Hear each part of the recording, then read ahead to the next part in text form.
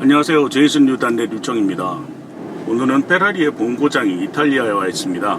이탈리아 무젤로 서킷에서 열리고 있는 피날리 몬디알리 행사에 참석을 했다가 프로상계를 시승할 수 있는 기회를 얻어서 시승을 하고 있습니다. 국내에서 아시아 처음으로 공개되기도 했고 출시와 함께 이미 몇 년치 생산 부분에 대한 예약이 끝나서 상당히 많은 기대와 인기를 한몸에 받고 있는 그런 모델이기도 합니다. 국내에서 이미 판매를 시작했고 국내에서도 상당 기간 기다려야 차를 받을 수 있는 그런 인기를 자랑하고 있는 모델이죠. 페라리의 첫 SUV라고 얘기할 수도 있지만 페라리는 이 차를 SUV가 아니라 4도어 스포츠카라고 이야기합니다. 페라리 고유의 스포츠카 특성을 가지고 있으면서 좀 더 다양한 용도로 더 다양한 환경에서 활용을 할 수 있도록 그렇게 기획한 모델이라는 거죠. 스포츠카 전문 메이커로서의 어떤 정체성을 잃지 않으려는 그런 의도를 이룰 수가 있습니다. 물론 다양한 용도로 활용할 수 있는 SUV의 수요가 늘고 있기 때문에 그런 부분들을 고려해서 차를 기획을 하고 만들었는데요. 페라리가 프로상계를 내놨을 때 포르쉐가 카이엔을 내놨을 때처럼 스포츠카 브랜드로서의 자존심을 버린 게 아니냐 그런 이야기들도 있었습니다만 페라리는 일관되게 이야기를 합니다. 소비자가 원하는 차를 만드는 게 우리의 일이다 라고 얘기를 합니다. 소비자가 페라리면서 더 다양한 용도로 활용을 할 수 있는 그런 차를 원하기 때문에 우리가 이런 차를 만들었다라고 얘기를 하는 거죠. 소비자들의 그런 불만 섞인 목소리들에 자신들의 정체성이 달라지지 않았다라는 것을 증명이라도 하듯이 페라리는 프로상계의 V12 엔진을 얹었습니다. 앞서 내놨던 다른 4인승 모델인 FF라든가 GTC4 루소 그런 모델들에 쓰였던 것과 같은 계열의 V12 엔진이죠. 어떻게 보면은 브랜드 최상위 FR 모델인 812에도 올라가는 엔진과 같은 계열의 엔진이라고 할 수 있습니다. 물론 투도어 스포츠카인 그리고 가장 강력한 성능을 내는 812에는 좀 더 높은 출력을 내도록 설정이 되어 있어서 800마력급의 성능을 내기도 합니다. 저는 이전 세대라고 볼 수가 있는 GT15 루스에서는 700마력대 성능을 냈는데요. 프로상계에 올라간 엔진은 725마력의 최고 출력 그리고 73kgm의 토크를 내도록 조율했습니다. 더 강력한 성능을 낼 수 있으면서도 SUV에 가까운 다목적성을 고려를 해서 좀 더 실용 영역대에 가까운 엔진 회전수에서 적당한 출력을 그리고 토크를 낼 수 있도록 조율했기 때문이죠. 상당히 좁고 꼬불꼬불한 이 산악도로를 달리고 있는데요. 서스펜션 세팅을 부드럽게 한 상태로 달리고 있습니다. 처음 달려보는 낯선 길이기 때문에 속도를 많이 낼 수가 없는 상황이기도 합니다만은 근데도 이런 꼬불꼬불한 길에서 차의 움직임 부분들은 상당히 탄탄하면서도 어느 정도의 탄력을 가지고 있는 그런 서스펜션의 움직임을 느낄 수가 있습니다. 꾸불꾸불한 그리고 좁은 길을 돌아나가는 동안에도 자체가 옆으로 기울어지는 느낌은 거의 들지 않습니다. 물론 속도가 낮기 때문에 차가 이렇게 많이 기울어질 수 있는 그런 환경은 아닙니다만 전체적으로 차의 움직임 자체가 상당히 많이 절제가 되어 있는 그러면서도 나긋함을 잃지 않은 그런 모습을 볼 수가 있습니다. 컴포트 모드로 서스펜션을 설정해 놨기 때문에 조금은 더 여유로운 느낌이 느껴지는 것 같네요. 이런 상황에서도 탄탄함을 잃지 않는 스포티한 승용차를 몰고 있는 그런 느낌을 받을 수가 있습니다. 그래서 스티어링 반응은 상당히 정교한 편인데요. 어느 정도 차의 높이가 있기 때문에 아주 칼같이 날카로운 그런 느낌은 아니고요. 적당히 여유가 있고 그러면서도 어느 정도는 스티어링 휠을 좀 크게 돌려야 차의 머리를 돌릴 수 있는 그런 특성을 가지고 있습니다. 프로상계에도 4륜구동 시스템이 갖춰져 있습니다. 4륜구동 시스템을 프로상계에 처음 쓴 건 아니고요. 이전에 FF라든지 GT15 루소에도 4륜구동 시스템이 들어갔는데 그런 시스템을 한층 더 발전시킨 시스템이라고 보면 되겠습니다. 기본적인 설계가 후륜구동 시스템에 바탕을 둔 후륜구동 차의 느낌을 좀 더 느낄 수 있는 그런 식으로 설정을 해놓은 시스템인데요. 사실은 페라리 치고는 차 덩치가 상당히 크고 무게도 2톤이 넘는 그런 덩치를 가지고 있는 모델이긴 하지만은 어느 정도의 스포티한 감각을 구현할 수 있도록 후륜구동 차의 특성을 반영을 하고 있습니다. 그리고 그렇게 세팅을 해놨기 때문에 차의 어떤 스포티한 핸들링 이런 것들이 또 잘 구현이 될 수가 있었고요. 일반적인 SUV를 고성능으로 만든 그런 모델들도 시장에서는 쉽게 찾을 수가 있습니다. 일반적인 모델들의 또 고성능 브랜드를 따로 만들어서 좀 더 강력하고 특별하게 꾸민 그런 차들을 내놓는 브랜드의 차들이 대표적입니다. 하지만 페라리는 그런 식으로 만드는 모델은 없죠.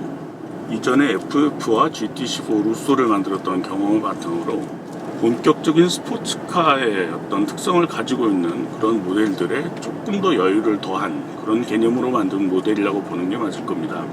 사실 요즘 만들고 있는 페라리들 아주 하드코어한 스포츠 모델이 아닌 이상은 일반적으로 많이 판매되는 그런 모델들 같은 경우에는 물론 아주 제대로 된 스포츠카들이긴 하지만 일상에서 쓰기에 불편하지 않을 만큼 적당한 수준의 나긋함들을 모두 다 갖추고 있습니다.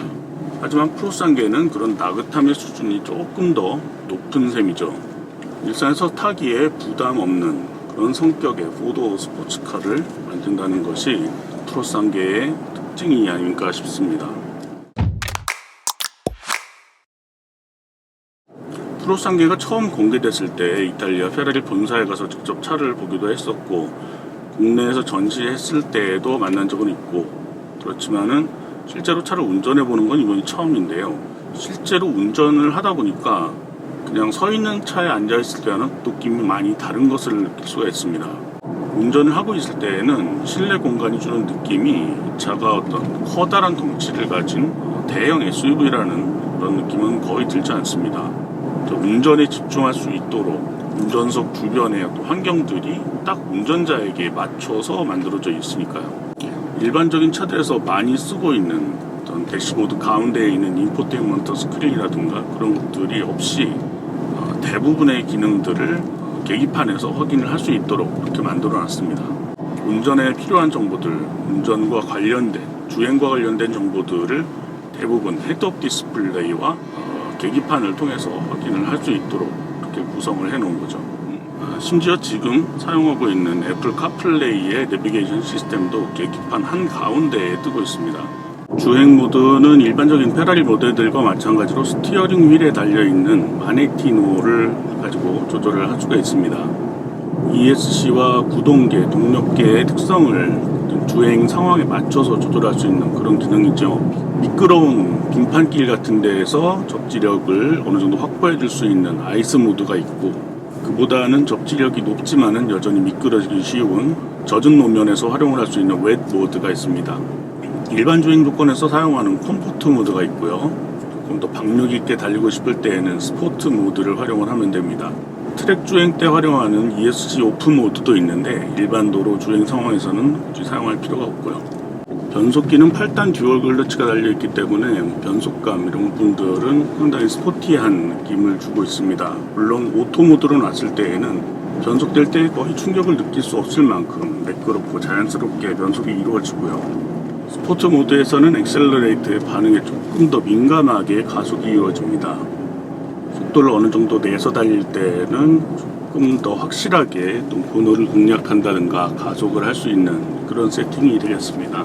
사실 지금 달리고 있는 이런 도로처럼 경치 좋은 곳에서는 느긋한 마음을 가지고 편안하게 달릴 수 있는 그런 환경인데요. 주변에 와인딩 코스를 즐기러 나온 모터사이클 그리고 자전거를 탄 사람들이 많이 있습니다. 그래서 운전은 상당히 조심하게 됩니다. 저는 상당히 높은 출력을 가진 스포츠 SUV를 몰고 있지만은 좀 더 편안하게 즐길 수 있다라는 그런 점을 느낄 수 있도록 페라리 쪽에서 코스를 마련하지 않았나 싶습니다.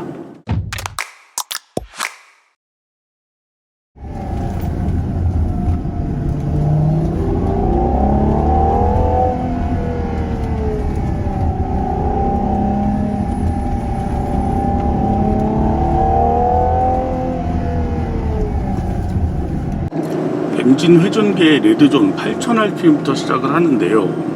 5000rpm이 넘어가는 어떤 고회전 구간에서 내는 어떤 엔진 소리의 매력 상당히 좋습니다.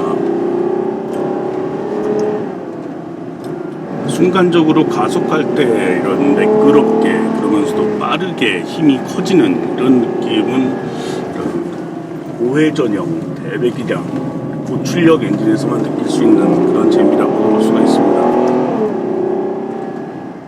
일반적으로 SUV는 승차감에 어느 정도 여유를 주게 되어 있는 그런 설정들을 많이 하는데, 프로상계에서는 그런 스포티한 느낌을 컴포트 모드에서도 받을 수 있는 게 특징입니다. 물론 주행 모드를 스포츠 모드로 설정하고 댐퍼를 더 스포티하게 세팅을 하게 되면은 거의 가속이나 감속을 할 때 차체 앞쪽으로 쏠리거나 뒤쪽으로 쏠리는 느낌, 그리고 코너에서 좌우로 기우는 그런 느낌들도 거의 들지 않는 게 매력이죠.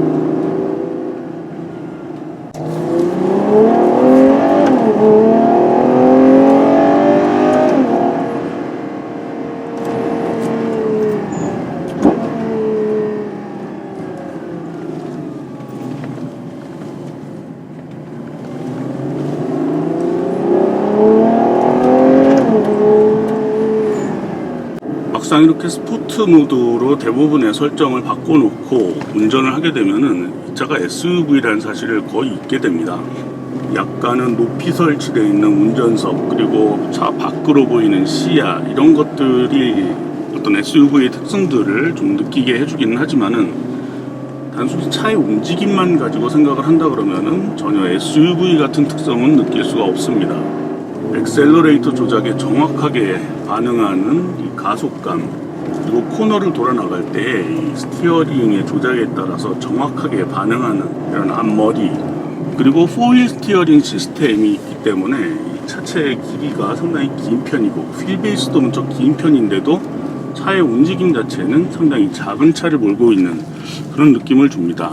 글쎄요, 살짝은 좀 인위적인 조작이 이루어진다라는 그런 느낌이 희미하게 들기는 합니다만은, 그런 부분들을 제쳐놓고서라도 이 차의 어떤 민첩한 움직임, 이런 부분들은 분명히 이 차가 SUV가 아닌 것처럼 느껴지는 그런 특성이 확실하게 느껴집니다.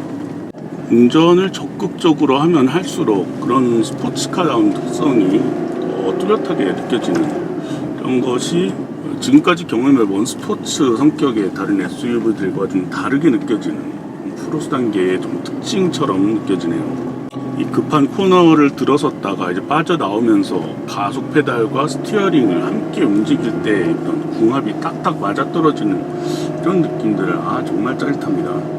이게 다른 미드 엔진 또는 프론트 엔진 페라리들에서 그런 느낌들이 좀 더 땅에 이제 바짝 붙어서 달리는 그런 느낌이 있었다면은, 약간 더 운전석은 높이 위치해 있지만은, 높은 위치에 앉아서 운전을 하고 있지만은 그와 비슷하게 조금 더 여유를 더한 상태에서 차체가 크게 기울어지지 않고 자연스럽게 움직이는 이런 느낌, 아직까지는 프로스 단계에서만 경험할 수 있는 그런 특징이라는 느낌이 듭니다.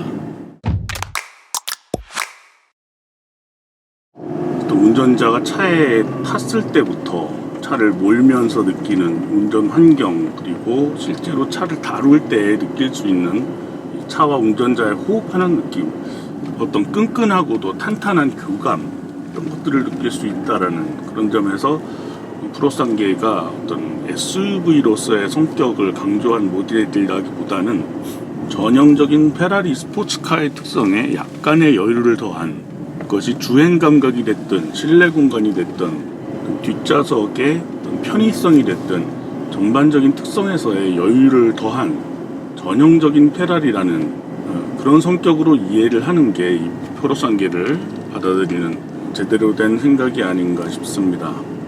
긴 시간은 아니지만은 이탈리아의 한적한 외곽도로를 달리면서 프로스 단계가 주는 느낌들, 익숙한 페라리의 느낌에 조금 더 여유를 더해서 좀 더 편안하게 다가갈 수 있고 편안하게 다룰 수 있는 그런 성격의 차라는 느낌이 확실하게 들었습니다. 오늘 페라리 프로스 단계의 이탈리아 현지 시승은 이 정도에서 마무리하겠습니다. 다음번에 또 다른 차들과 함께 여러분들 만나 뵙겠습니다. 시청해주셔서 고맙습니다.